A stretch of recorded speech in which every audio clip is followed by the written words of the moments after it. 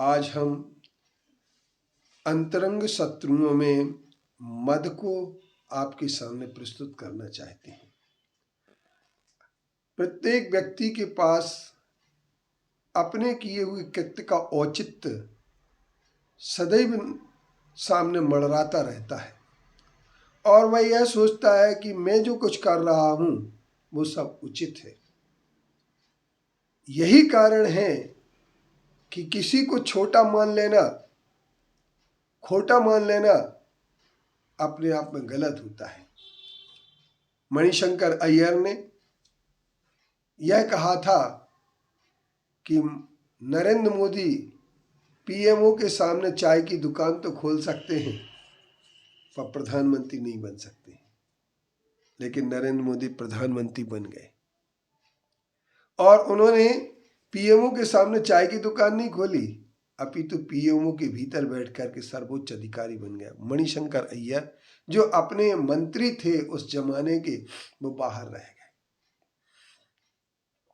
जब हम किसी को धार्मिक स्थान पर अपने पैसे के मद में, अपनी प्रभुता के मद में, अपने शरीर के मद में नीचा दिखाते हैं तो यह बात तय कर लेना कि अपने मद के द्वारा दिखाए हुए धर्म के स्थान पर किसी को भी नीचा दिखाया जाता है तो वह स्वयं में ही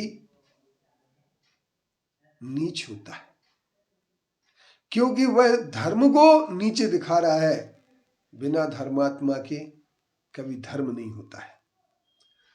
कभी कभी व्यक्ति अपने स्वार्थ में, अपने मद में, क्योंकि सबसे बड़े अंतरंग शत्रु तो लालसाएं हैं और लालसा के साथ उसका घमंड है, तो अपने मद में, अहंकार में आकर के, स्वार्थ और अहंकार में आकर के व्यक्ति किसी को भी नीच बोलने लगता है, किसी को भी नीच वृत्ति वाला बोलने लगता है, किसी सत्य को कथन करने वाले को महाझूठ कहने लगता है। यह उसका स्वयं का सोच होता है। लेकिन विचार इस बात पर करना है कि सिर्फ हम अपने अहंकार में, अपने तीर्थ हड़पने की नीतियों को सामने रख करके अहंकार में डूबे जाते हैं और दूसरों को गुंडे, असामाजिक, गरीब ऐसा कह करके हम नीचे दिखाना चाहते हैं। आज हमारे और आपके सामने सिर्फ यही बात है। आए दिन श्वेतांबर लोग दिगंबर को गुंडे कहते हैं, मावली कहते हैं, असामाजिक कहते हैं, लेकिन उन्हें पता नहीं है कि दिगंबर लोग न नीच हैं, न असामाजिक हैं और न गुंडे हैं, अपितु ये तो तीर्थ रक्षा के लिए अपनी अभियान चलाए हुए हैं। क्या तीर्थ रक्षा करना गुंडागिर्दी कहलाएगी? अगर कोई हमारे तीर्थ को हड़पने की कोशिश करता है और हम यदि अपने तीर्थ को बचाने का प्रयास करते हैं, जिन क्षेत्रपाल के नीचे आज भी लिखा है 13 नंबर, बेदी नंबर 13 क्षेत्रपाल, सन 1981 के पहले जब मंदिर बंद हुआ था उसके पहले का लिखा हुआ है। अब सवाल इस बात का है कि यदि उसकी पूजन पद्धति को बदलना कोई चाहे और इसको कोई रोकता है तो वह नीच वृत्ति वाला कहलाता है, झगड़ालू कहलाता है, गुंडा कहलाता है और ये कहा जाता है कि उस डोकरी को जेल में डालना चाहिए, इस डोकरी को। लेकिन ये शब्द श्वेतांबरों के अहंकार के शब्द हैं। ये अहंकार और मद उनके लिए 120 साल लड़ाई लड़ने के बाद भी वो किसी प्रकार से सिरपुर को श्वेतांबरी घोषित नहीं करवा पाए हैं, क्योंकि श्वेतांबर यह तीर्थ नहीं है। किसी भी कोर्ट ने आज तक यह घोषित नहीं किया है कि यह तीर्थ श्वेतांबरी है।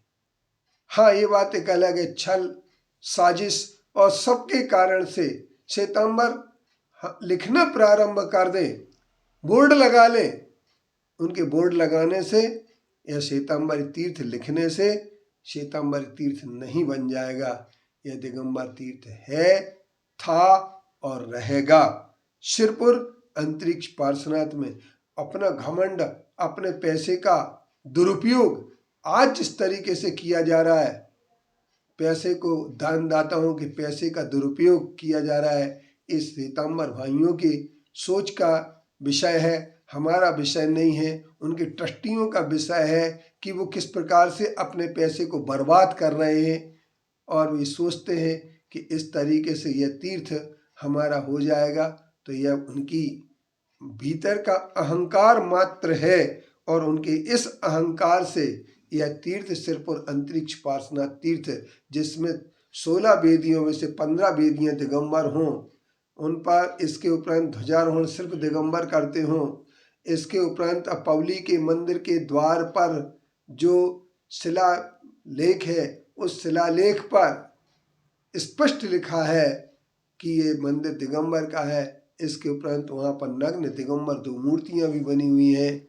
मंदिर के बस्ती मंदिर के जो चूने की बनी हुई दिगंबर मूर्तियाँ हैं, वे चिल्ला चिल्ला करके कह रही हैं कि यह मंदिर दिगंबर का है। फिर भी श्वेतांबर का अहंकार और मद एक बार बार छल कपट के आधार पर दिगंबर को ठुकराने की कोशिश करते हैं, उनको नीचे दिखाने की कोशिश करते हैं। यह उनकी कोशिश सफल कितनी हुई कितनी नहीं हुई, यह बात विचारणीय है, सोचना होगी।